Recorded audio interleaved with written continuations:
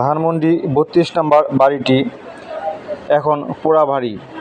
বাংলাদেশের ইতিহাস ঘেরা ধানমন্ডি এই ৩২ নম্বর বাড়িটি এখন পোড়াবাড়ি।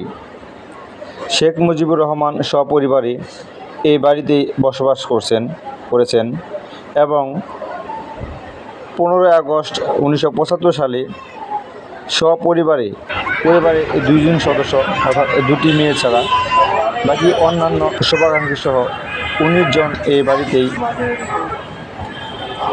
হতাহতের শিকার হয়েছেন। ইতিহাস এমনি তৈরি হয় না, ইতিহাস তৈরি হয় ইতিহাস দিয়েই। তেমনি কথার পিছনে কথা রয়ে যায়, যুক্তির পিছনে রয়ে যায় যুক্তি। পালা বদলের রাজনীতি, প্রতিহিংসার রাজনীতি পৃথিবীসহ নানান জায়গায় নানান আলোচিত নানান ঘটনায় আমরা শুনতে পাই। তেমনি যে বাড়িটিতে এত মূল্যায়ন করা হতো, মানুষ এখন অনেকেই তাকে ঘৃণার চোখে কেনই বা দেখছে, কেনই বা আজকে এই পরিণতি। এতটাই পুঞ্জীভূত ক্ষোভ ছিল যে বাড়িটির প্রতি স্বভাবসুলভভাবে সবারই ছিল শ্রদ্ধা। আজ সে বাড়িটি হচ্ছে পোড়াবাড়ি।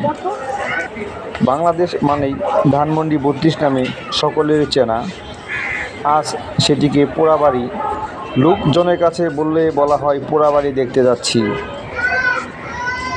রাস্তাঘাটে চলাচলরত লোকজন বলছে ওই তো পোড়াবাড়ি। এই হচ্ছে বাংলার ইতিহাস। একদিন যেখানে যেতে হলে অনেক সিকিউরিটি ছিল, এখন উন্মুক্ত এই জায়গাটি সাধারণ মানুষ ঘুরে বেড়াচ্ছে।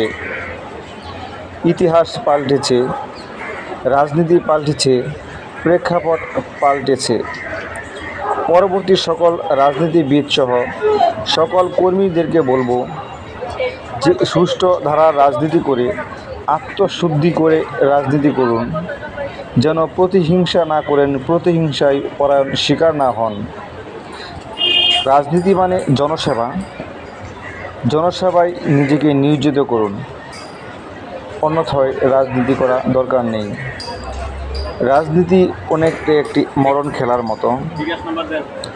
ভালো হলে তো ভালো, নয়তো বিদ্রুপের শিকার হলে অনেকটা যন্ত্রণাময়ী।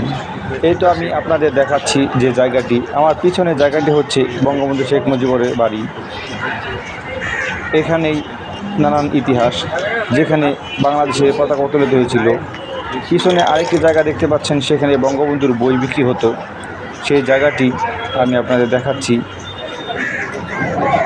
সচরাচর এখানে মানুষজন ঢুকতে পারতো না, আর এখন যে কেউ এখানে বিচরণ করছে অনায়াসে।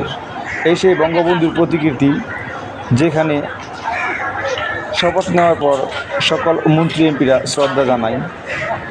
বিভিন্ন রাষ্ট্রীয় অতিথিগণ এখানে শ্রদ্ধা জানাতো।